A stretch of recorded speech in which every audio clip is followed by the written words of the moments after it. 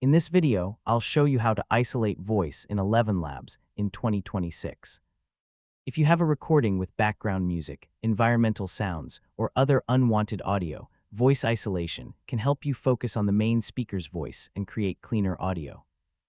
First, open the official ElevenLabs website and sign in to your account. After logging in, go to the available audio tools in your ElevenLabs workspace.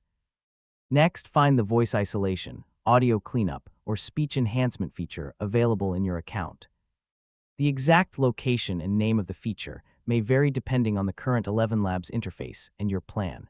Now, upload the audio recording you want to process.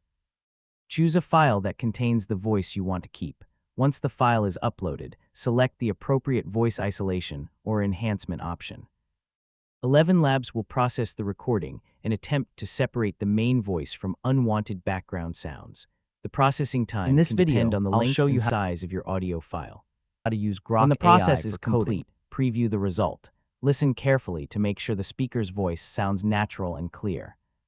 If the result is better than the original, you can continue with the processed version. Finally, use the available export or download option to save your isolated voice recording.